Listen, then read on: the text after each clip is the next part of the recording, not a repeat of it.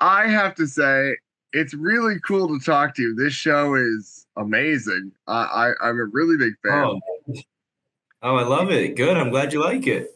I have to ask, like, when you read Victor on the page, what did you think of him before you got a chance to play him? Immediately, the first thing I knew, because I'd seen the Batman and I'd seen Colin doing Oz, I knew that in order for this guy to be next to Oz for a majority of the show, he had to be like almost the opposite of Oz in a way. Like he can't be the loud one. He can't be enigmatic. He can't be, the loudest guy in the room. He's got to be the more quiet one. He's got to be the more observant one. He's got to be the more reserved one.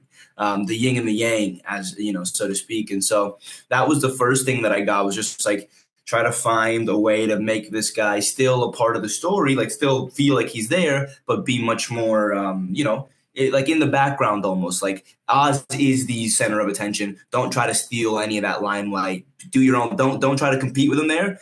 Do your own thing. You have to be different. And then once you had the chance to actually step into the character on set and into his shoes, what did you think of him then? Did he change it all for you and you're actually doing it, or was your initial idea everything? No, no. I mean, you definitely evolve. You evolve it over time, and obviously, Colin's performance is gonna evolve how I do every scene. Every scene's gonna be different. Every take's gonna be different. But it's like, it definitely felt like being more. There's like a weight that sort of came on to me as I put the clothes on. I knew a little bit about Victor's history and a little bit about his past, and so I had already been doing some like thinking about that. But once the clothes sort of came on, there became this sort of heavier kind of the sort of the poverty of it all kind of came flying in a little bit harder and became more real. One, I find the way you're playing him, he feels more real. There's something about Oz that almost is like mythical, or like, there's something else there. But there's something very real to me about Victor that I found fascinating. You know, Oh, thank you. it's amazing to see some of those small moments. I guess I'm curious, like, how do you think about the relationship between these two? How would you describe it? Oh man, I think ultimately it's different for the two of them. Um, I think Victor is in a point in his life where he's lost a lot, and maybe where he's looking for something, a hole to be filled, kind of. Um, you know, I think he's got a lot of pain in his heart, and I think he wants something to believe in. And here comes Oz, who has so much self belief, who has so much confidence, who has an entire a plan, and there's something going on, and then it's something bigger than just the two of them, than any one person, the plans that Oz has. And so there's something exciting about the life that Oz can offer him. And I think that that ultimately it stems, well, at the beginning it's just it's about survival instinct, and I think as the show goes on it turns into something else. Hmm.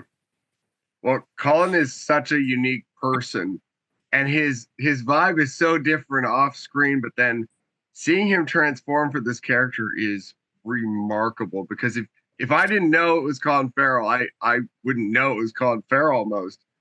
How did you approach him once you see him in character, in everything here?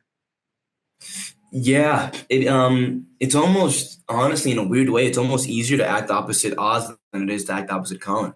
I mean, Colin, I have so much history with, having seen him and admired him and respected him for so many years, that to show up to set and it's just this other guy, it's much easier to work with that guy than it would have been to work with Colin. So in a way, it's weird, but it made it a little bit easier to kind of let your imagination go and to be free in those moments. Some days on set, there were times where I was questioning it. I was like, is it really him? Like, it could be anyone.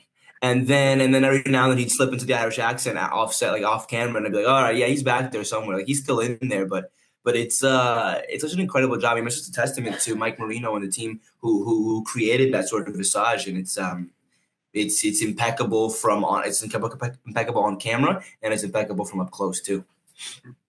What did he what was working with him like, I guess, because I'm sure you must have a few moments beforehand before you start, and then actually getting into a scene with him.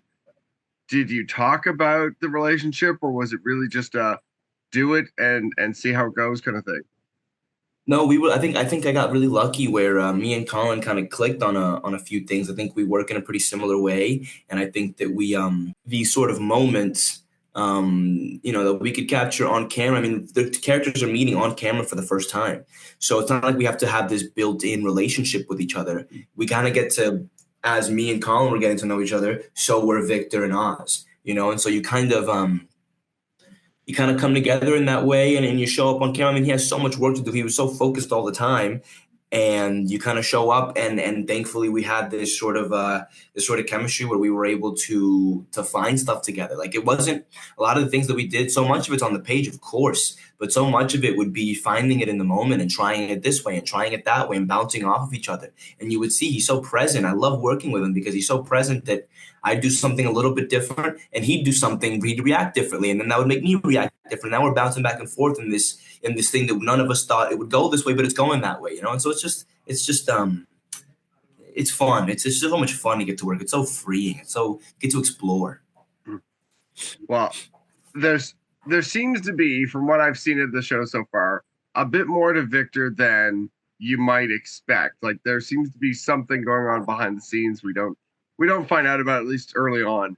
Can you tease kind of what's to come for him? Like, what's going on with him? Yeah. I think one of the things that I love about that first episode is that it sets up and it introduces the idea that there's so much more to the histories behind these characters than we know. Obviously, you get a couple glances of Victor looking at Oz's family in the pictures. And there's a story there that needs to be told. Sophia talks about, obviously there's history between the two of them. You can see from the moment she walks into the room that there's obviously something between the two of them. When they're having dinner and they're getting drinks, there's obviously something about, I get why you had to do what you did. And it's like, well, what's going on here? There's a history there. Victor's got his own history as well, where he's had his own life that he's lived up until that moment. And I think that one of the beautiful things is that we get to explore that. The show doesn't slow down. There's no lack of action. There's no lack of plot. There's no lack of pace in the show. But we also get to explore who these human beings are and what's happened before, we started in episode 1. It's amazing. Well, the last I'd like to know is, what was your favorite? Did you have a favorite moment you can talk at least a little about? Was there something that on set was like, oh my God, this is insane? I'm trying to think without saying any spoilers, because some of my favorite scenes are later on in the season. Right. But let me think from episode 1, since it's out now. Well, one of the funniest moments, I mean, there isn't a single take we got where I didn't break. I just think they had to play it on Colin's face because I couldn't stop laughing. When he tells me we're outside and it's like, it's getting near dawn, and I offer him one of my pickles because he's obviously very upset about the pickle situation, and I offer it to him and he goes, what do I want one of your pickles that your dirty little mouth touched? I couldn't help but crack up every time he said that to me because he's so mean. He's so mean for no reason. He's calling my mouth a dirty little mouth. I just thought it was hilarious, and I couldn't hold it together. So I had a good laugh at that moment. But yeah, so from the first episode, that's probably the most joy that I had shooting, was like trying to get through that moment. There's a running food thing, because then in episode 2, I think it is, with the tacos. That's right.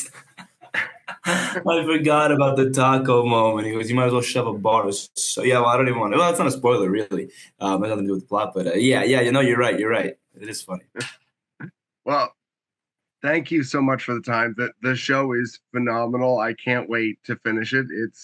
It's really special. Thank you for the time. I have seen 3 so far. Okay, awesome. Cool. Yeah, great, I got great. two more available to me that I'm going to be watching today. So okay, good, man. I'm glad you liked the show. I appreciate that.